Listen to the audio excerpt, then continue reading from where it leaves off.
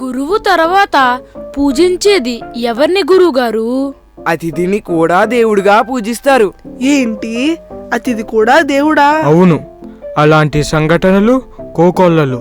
అందులో అతిథిని దేవుడిగా భావించి తన ఇంటికి దొంగతనానికి వచ్చిన దొంగలో కూడా విష్ణుమూర్తిని చూసి భోజనం పెట్టిన శ్రీమతి డొక్కా సీతమ్మ గారి గురించి తెలుసుకోవాలి. అయితే దీనిని ఏదైనా ఒక కొత్త రూపంలో చూపించండి. అలా అయితే ప్రాచీన కళారూపమైన బుర్రకథ రూపంలో చూడండి. అం అహా ఇం ఇహి.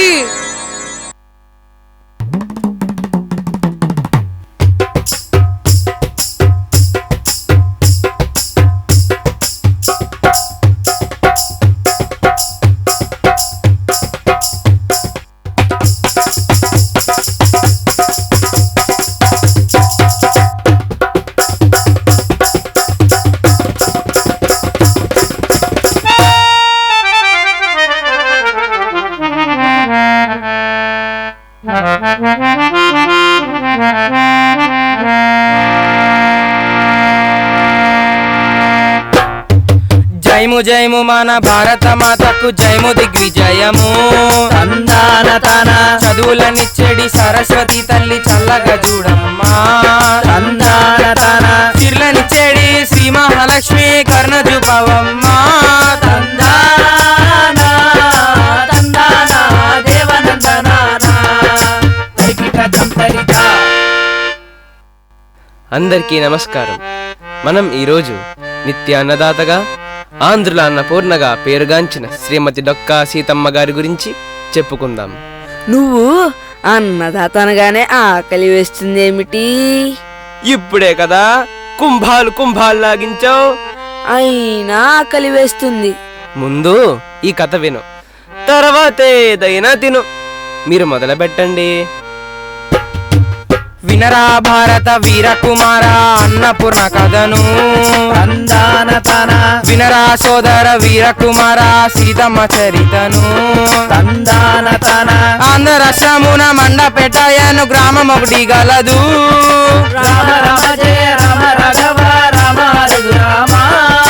భవాని శంకరం నరసమ్మలు సీతమ్మ తల్లిదండ్రులు. రామ రామ జయ రామ రాఘవ రామ రామ. తల్లిదండ్రులే గురువులే విద్యలన్నీ నేర్పినారు. రామ రామ జయ రామ రాఘవ రామ రామ. కంటి పాప వాళ్ళే గారాబంగా ఆమెను పెంచారు. రామ రామ జయ రామ రాఘవ రామ రామ. గన్నవరంలో జోగన్న గారనే ధనవంతుడున్నారు. రామ రామ జయ రామ రాఘవ రామ రామ. జోగన్న గారికి సీతమ్మ గారికి పెళ్లిని చేశారు. రామ రామ జయ రామ రాఘవ రామ రామ. ఆకాశ పందిళ్ళు భూలోక సందళ్ళు కమనీయమాయే సీతమ్మ కళ్యాణం. రామ రాఘవ శ్రీరామ రాఘవ రామయ్య రామయ్య రఘుకుల తందానా తందానా దేవానందనానా తరిగిట జంతరిత. ఆ సీతమ్మ తల్లి లంకల గన్నవరంలో మెట్టి నింట అడుగుపెట్టి డొక్కా సీతమ్మగా పేరు తెచ్చుకున్నారు. మరి మా ఆవిడ మెట్టినింటి అడుగు పెట్టి ఏమందో తెలుసా? ఏమంది? నీకన్నా నేనే ధైర్యవంతురాలని అంది. అవునా, అదలాగా? నేను తనని పెళ్లి చూపులు చూడ్డానికి వెళ్ళినప్పుడు 10 మందిని, పెద్దల భోజనానికి 50 మందిని, పెళ్లికేమో 100 మందిని తీసుకుని వెళ్ళానంట. తాను మాత్రం మా ఇంటికి ఒకరితే ధైర్యంగా వచ్చిందట. అది నిజమే కదా. ఏదేమైనా ఆడవారు మనకన్నా ధైర్యవంతులు. నిజమే నిజమే. అలా చెప్పకపోతే ఇంటికి వెళ్ళాక నీకుంటుంది. అంతేగా అంతేగా. మీరు చెప్పండి. ఆ కాలంలో గోదావరి నది దాటాలంటే ఒకే ఒక్క ప్రయాణ సాధనం పడవ. జోగన్న గారి ఊరు లంకల గన్నవరం గోదావరి మార్గం మధ్య ఉన్నందువల్ల ప్రయాణికులందరూ అలసి వారి ఇంటికి వెళ్ళేవారు. అలసి ఎందుకు వెళ్ళడం? మామూలుగా వెళ్ళొచ్చుగా. అలసి అంటే నీకు అర్థం కాదులే. అలా అయితే నేనొక ప్రశ్న అడుగుతాను, సమాధానం చెప్పు. అడుగు. శుభకార్యాలు జరిగేటప్పుడు అరటి చెట్లు, మామిడి తోరణాలు ఎందుకు కడతారు? ఈ మాత్రం నాకు తెలీదా? కార్బన్ డైఆక్సైడ్ ని గ్రహించి ఆక్సిజన్ విడుదల చేస్తాయని. అదేం కాదులే. అయితే నువ్వే చెప్పు. కట్టకపోతే పడిపోతాయి కాబట్టి కడతారు. అది నిజమేలే, మీరు చెప్పండి.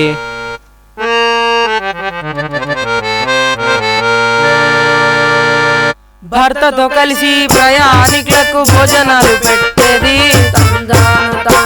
అందరిలోనూ శ్రీ మహావిష్ణు అంశాన్ని చూసేది.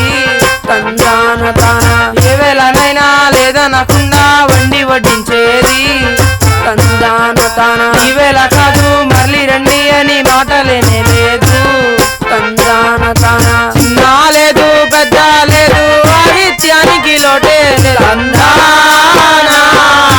తందానా దేవనందనానా తరిగిట జంతరితా.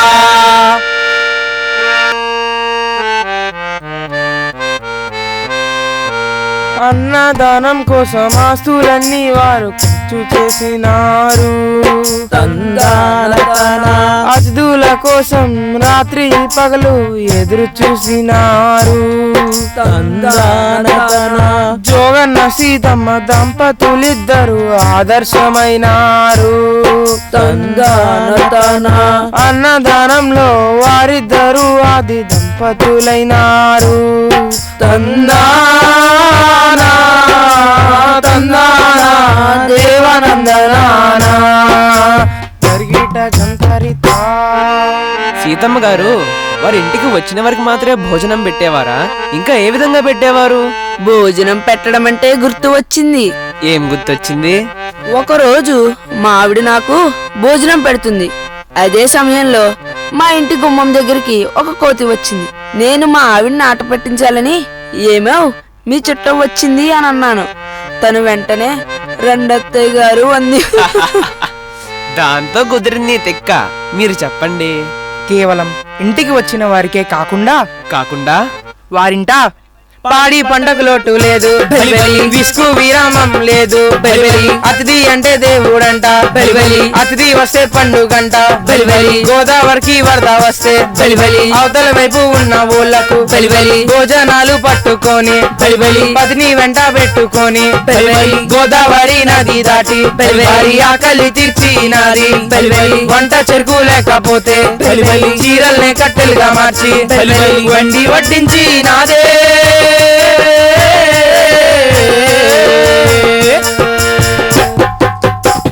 బలా బలా బలి తమ్ముడా మేలు బలా బలి తందానా. బలా బలా బలి తమ్ముడా మేలు బలా బలి తందానా తరిగిడ చంతరితా. అయితే ఎప్పుడు బయటకు వెళ్ళలేని సీతమ్మ గారు అంతర్వేది లక్ష్మీ నరసింహస్వామిని దర్శించుకోవాలని పల్లకీలో వెళుతున్నారు. ఆ ప్రయాణంలో ఆమెకు ఒక పెండ్లి బృందం ఎదురుపడింది. ఆ సమూహంలో పిల్లలు ఆకలితో ఏడుస్తుంటే ఒక పెద్దావిడ దగ్గరలోని నిత్య అన్నదానం జరిగే సీతమ్మ గారి ఇల్లు ఉంది, అక్కడకు వెళ్లి భోజనం చేయవచ్చు అన్నది. అది విన్న సీతమ్మ గారు ప్రయాణాన్ని మార్గమధ్యంలోనే విరమించుకొని వారికంటే ముందుగా ఇల్లు చేరి వంటలు చేసి వారికి వడ్డించారు. మా ఆవిడ కూడా ఇలాగే వడ్డించేది. అవునా? ఎప్పుడు? మొన్న మా ఇంటికి చుట్టాలు వస్తే వారినే వండమని ఈవిడ వడ్డించింది. అదేంటి అని అడిగితే నాకు వడ్డించింది.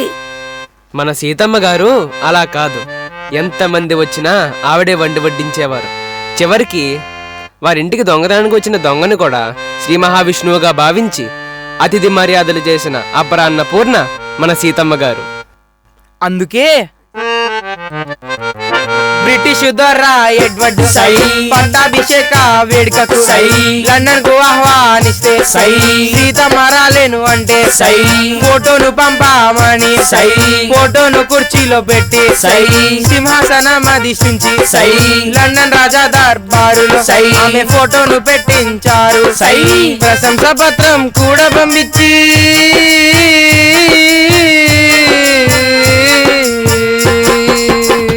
బలా బలా బలి తమ్ముడా సీతమ్మ కథను విందామా. బలా బలా బలి తమ్ముడా సీతమ్మ కథను విందామా తరిగిడ సంతరిత. అంతేకాకుండా డొక్కా సీతమ్మ పేరుతో ఆనకట్టను నిర్మించి ఆమె కాంస్య విగ్రహం పెట్టారు. ఆహా! ఆమె జీవితం యొక్క చరిత్రను ఎన్నెన్నో భాషల్లో రచించారు. ఓహో! పాఠశాలల్లో కూడా ఆమె గురించి విద్యార్థులకు నేర్పిస్తున్నారు. భలా! రాష్ట్ర ప్రభుత్వం నడిపించే అన్నా క్యాంటీన్లకు కూడా ఆమె పేరు పెట్టనున్నారు. చాలా శుభ పరిణామం. మనందరికి ఆదర్శమైన అమ్మ ఆ డొక్కా సీతమ్మ. డొక్కా సీతమ్మ గారికి జై. డొక్కా సీతమ్మ గారికి జై. బలా బలా బలి తమ్ముడా సీతమ్మ గాదా ఇదేరా. బలా బలా బలి తమ్ముడా సీతమ్మ గాదా ఇదేరా. బలా బలా బలి తమ్ముడా సీతమ్మ గాదా ఇదేరా. బలా బలా బలి తమ్ముడా సీతమ్మ గాదా ఇదేరా. దింత దింత దింత దింత దింత దింత దింత దింత దింత.